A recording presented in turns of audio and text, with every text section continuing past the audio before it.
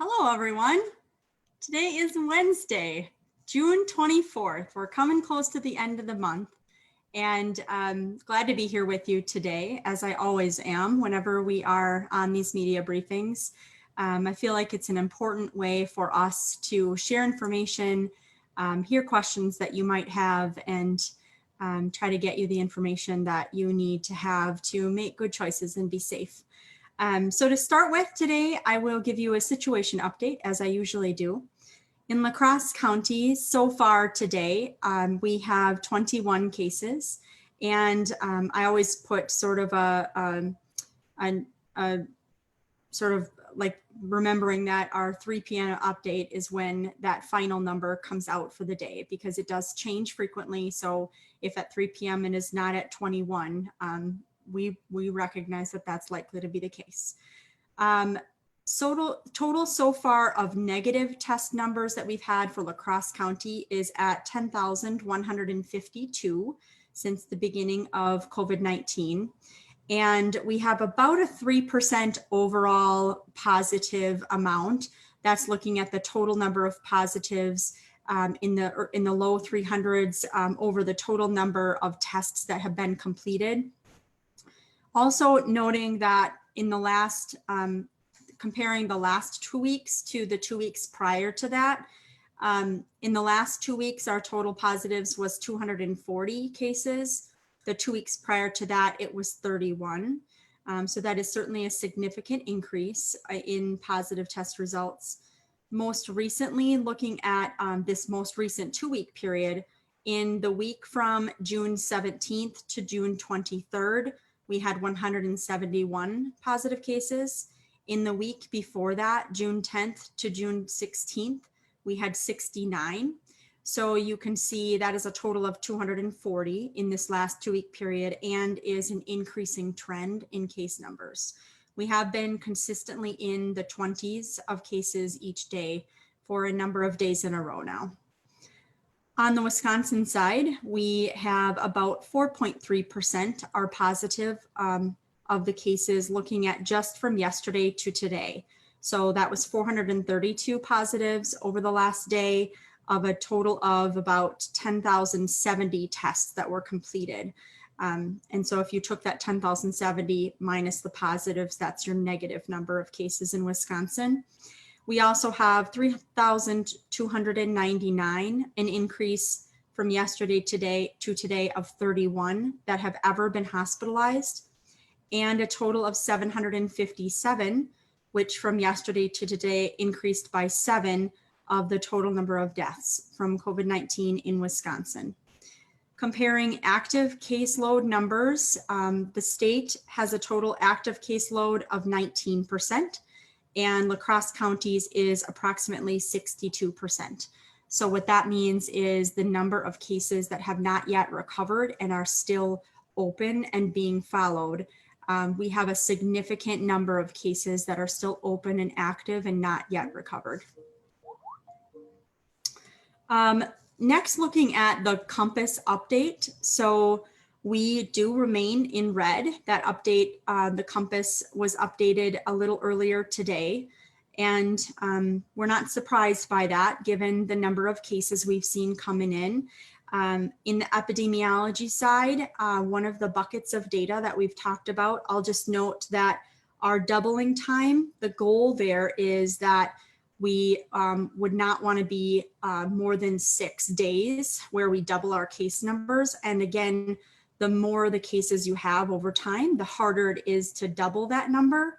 Unfortunately, ours right now is at 6.5 days, where we are doubling our total cases in a very short amount of time. So while that light actually remains green in the epidemiology category, which is red, we are close to that particular one also not being green. In the healthcare bucket of data, that is the only light right now for La Crosse County that is green.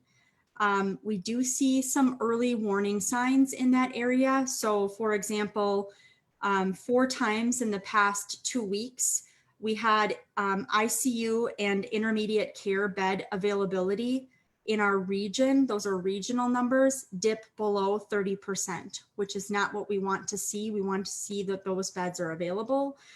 So we saw that dip below 30% or 4 times in the past 2 weeks.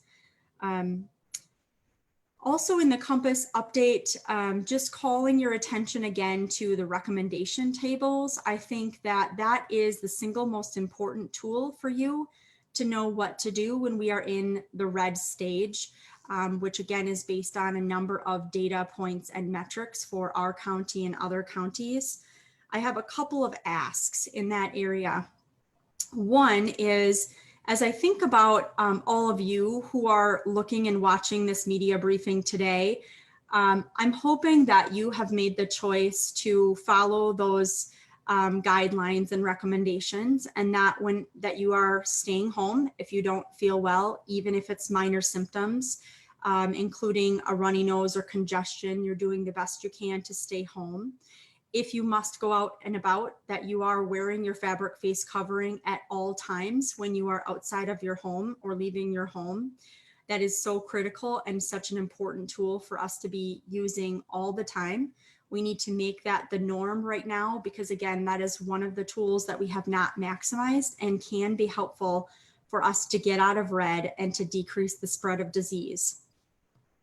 So I ask that you hopefully are doing that, but then also thinking about extending that ask to your friends and family and neighbors.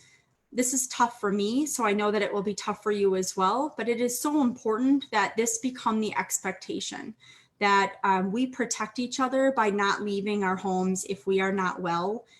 Again, even if those are minor symptoms, that we protect each other by keeping our distance, which is not the norm. We're not used to that. It's not comfortable for us. I've had those experiences myself, but again, let's make that the norm and the expectation, and that we're always wearing our fabric face coverings, and that we're asking others around us to wear those as well. Because again, wearing of the face covering is for assuring that in case you are in the asymptomatic or pre-symptomatic stage of COVID-19, that then the droplets that you expel when you talk or you are engaging in physical activity or something else, that you are not spreading those droplets to others and potentially and unknowingly spreading the virus to others. So that's my first ask, that you would be brave enough to follow those guidelines yourself and ask those that you care about and love to do the same. The second ask is really directed more at the workplace. We've seen a number of situations in our community where individuals in workplace settings are having meetings in an indoor space. They may think that they're spread out, but the physical distancing of at least 6 feet and the fabric face covering is the recommendation during the red stage. So again, that's both the face covering and physical distancing. And again, we've had a number of situations in our community, again, one this morning, where this is impacting businesses in our community because an individual was minorly symptomatic or in their pre-symptomatic stage, infectious but not yet symptomatic, in a setting where they were in a space with other individuals of that same workplace, and exposed those individuals because there was not both physical distancing and the fabric face covering being worn. I think that we have to raise the level of awareness of the importance of both of those happening right now to decrease the spread of this virus. It seems to be spreading very easily from person to person, and thankfully, we have not seen a large outbreak of severe disease that is taking up space in our hospitals, nor death. However, we have seen more outbreaks, more connections in our community that are being impacted by this virus. And all of those things are also potentially very harmful for our community. So those are two things that I think we can do to decrease the spread of disease and take this virus very seriously, to be able to come out ahead. And the last point that I want to talk about is relating to stigma. I've talked about this before, but I do continue to hear about and see this occurring. I think there are a number of ways in which stigma occurs, but I just want to call out and ask that we not negatively judge individuals who have come down with COVID-19 or are positive cases. No one is intentionally seeking to be a positive case of COVID-19. And no matter who those folks are, they are members of our community, and judging and stigmatizing can be potentially very harmful. And the unintended consequences could reach as far as when we notify individuals that they may have been exposed in a certain location during a certain date and time, they may choose not to identify themselves to us for fear of being stigmatized or retribution in some way or another. Additionally, we may find that we will have more challenge with individuals who are close contacts being identified by a case, a lab confirmed case, because they don't, they don't want to share their contacts. They don't want to get in trouble with someone or be seen in a negative light by those that they were in close contact with. And on the close contact side, we may not be able to get a hold of them. They may not answer our phone calls. We may not be able to appropriately advise them of what to do and what to watch for. So I just want to raise up that stigma of any kind, judgment of any kind. While it is human to do that, I would ask that we really keep that out of this picture as much as possible, because again, this is about battling a virus and the way that this virus spreads, and it is spread by close contact, and we are human beings who need close contact, and we just need to be very careful about our statements and our judgments of others who may be a positive case or may have been relating to an exposure event. So with that, that is all that I have to share today as far as updates, and I will leave more time for question and answers.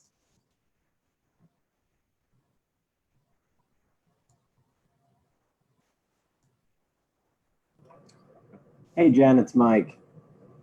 Hey, I just have can you hear me? I can, thanks, Mike. Okay, good. Sorry, I'm at the home office, or I'm at the office. But my first question is, in terms of these businesses that have been listed as high risk, medium risk, low risk, is it possible for a business to move down or around, back to maybe a medium risk or low risk? Is that possible? Yeah, so it actually isn't set up quite like that, Mike. It's set up for like the specific event itself. So when an individual who's positive is in an establishment, we look at what happened around that, that particular incident. What type of role did they play? Were they a customer, or for example, were they a staff member? Were they in contact with a lot of individuals in that place or establishment? So the risk level is a single point in time determined based upon the case or cases that have been in that establishment. So as soon as that, that risk level is determined based upon the information, and mind you, we also speak with the businesses or the establishments that had a confirmed case in them. So we gain information from both the case and the place of business in determining that risk level, and that flow chart for how we determine that risk level is on our website. Once that is determined, then they remain in that risk level until another exposure event happens. And if it does not happen again, then they come off the list 14 days following the date of the exposure, because that is the point in time where that risk is no longer something that we need to let folks be aware of. The point of doing all of this is to identify individuals who may, especially in the high risk category, is to identify individuals who may have been in that place of business or establishment during that date and or times if it's available, and let them know that they should be monitoring themselves for symptoms and that is the 14-day monitoring period. So that's the reason for the time frame, and then they come off the list as long as there's not been another case associated with their establishment. Does that answer your question, Mike?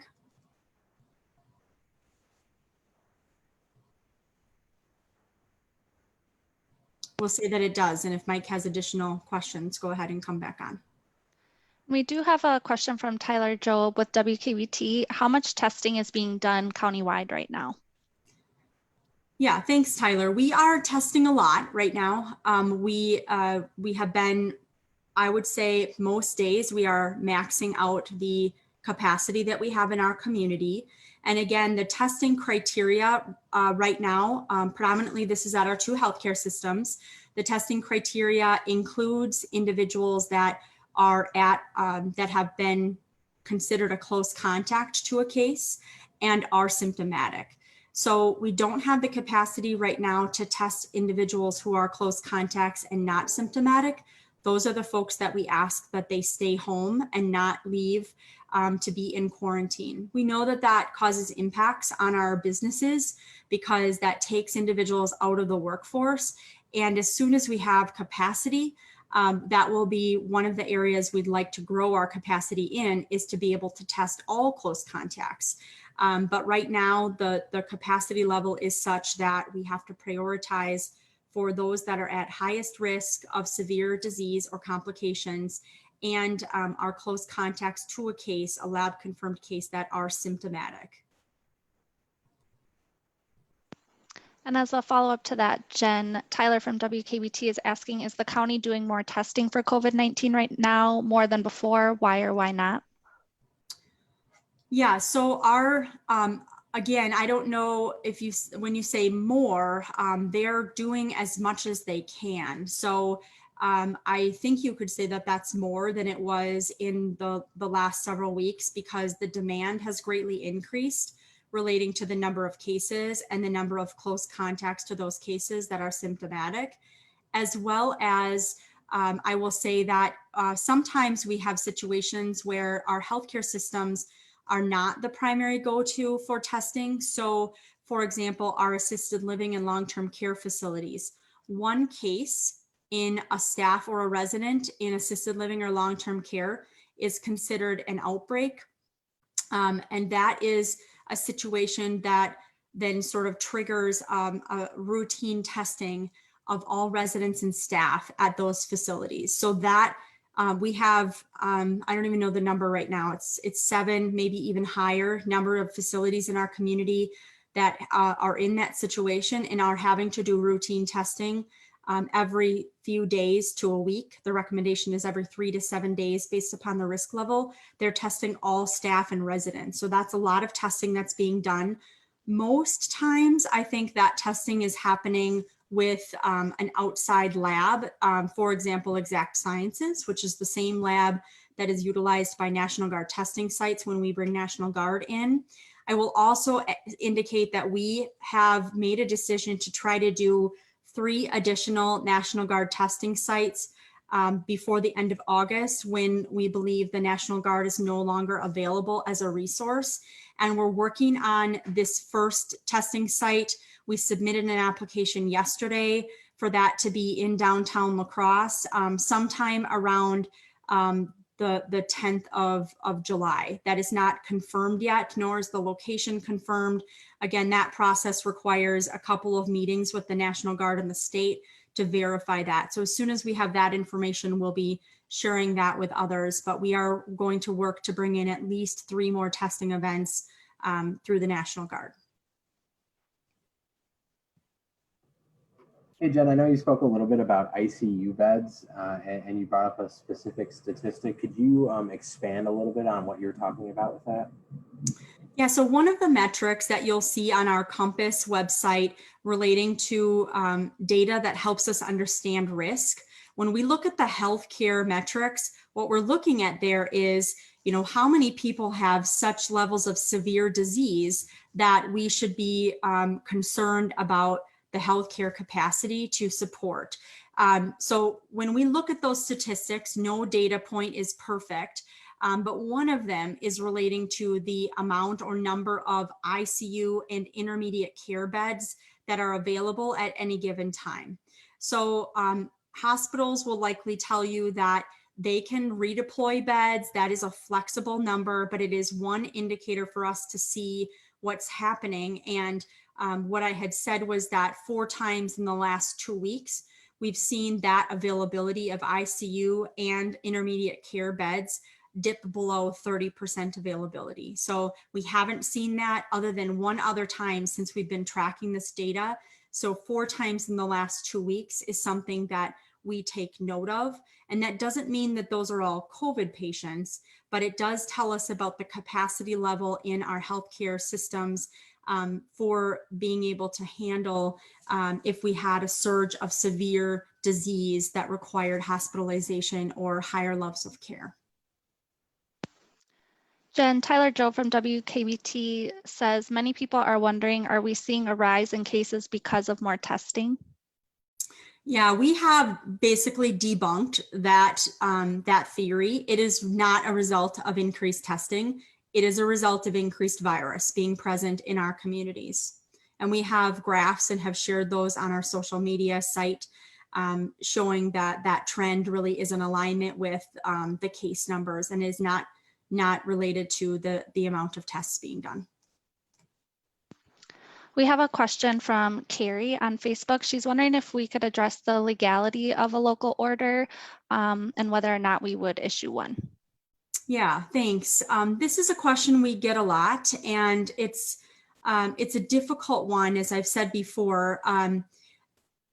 We have seen a significant change in what we thought was the authority of the local health officer to issue orders because of the way that the Supreme Court ruled on the Safer at Home lawsuit. Because of that, it basically led us to a place where we are not exactly sure what the authority level is of that local health officer position under state statute. So because of that, the Wisconsin Counties Association has put together a public health committee that has met now twice and is really looking at what that authority level is and will be providing guidance when that comes out. We will share more about that. As of this point, I do have the authority to write health orders for specific events or specific businesses on specific practices, for example.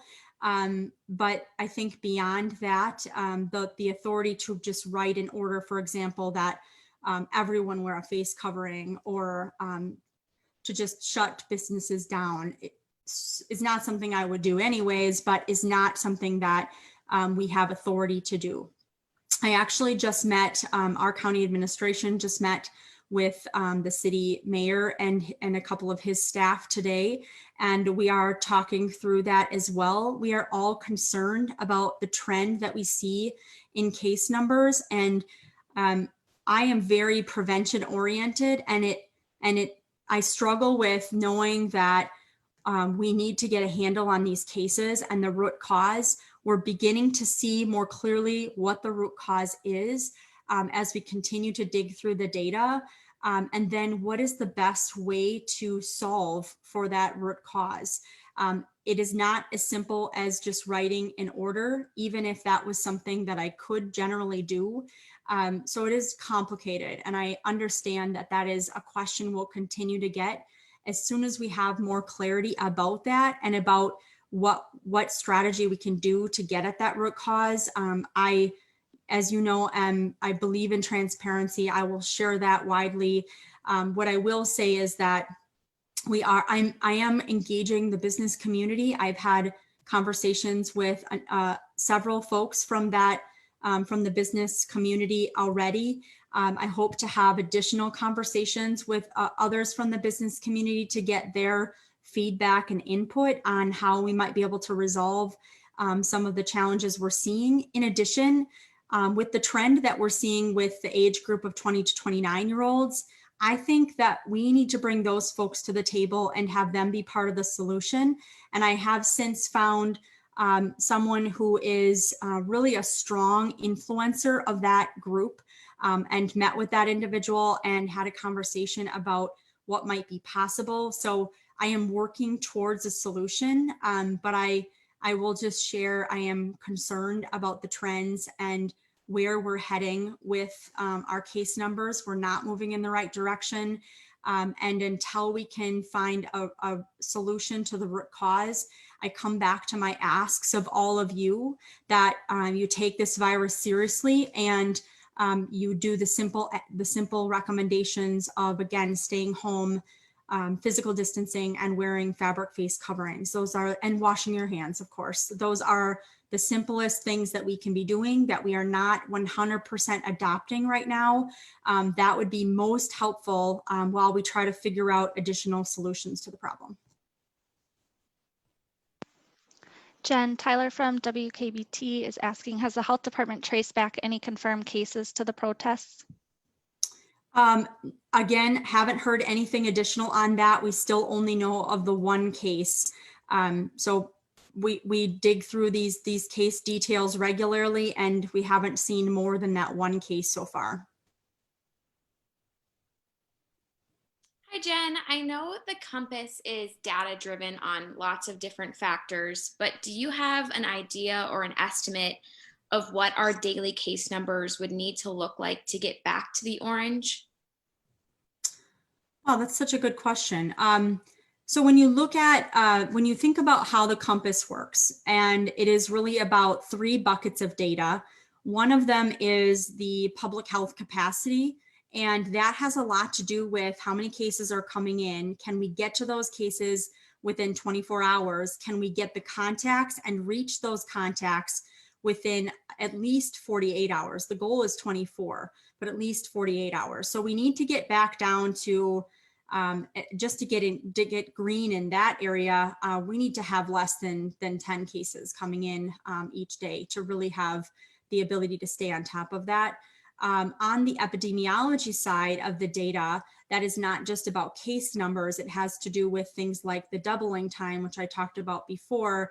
I don't have a good handle on how many cases coming in each day would help us get back to green there. But again, one area in red and the others in yellow or green gets us back to orange.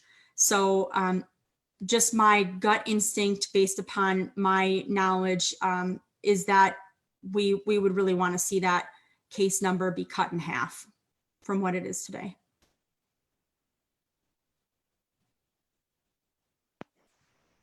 Any other questions for Jen today? I don't think so. Well, I feel so grateful each time that I can be with you and provide information that hopefully is helpful. Again, I ask for your help. We cannot do this alone. We have to do this in partnership.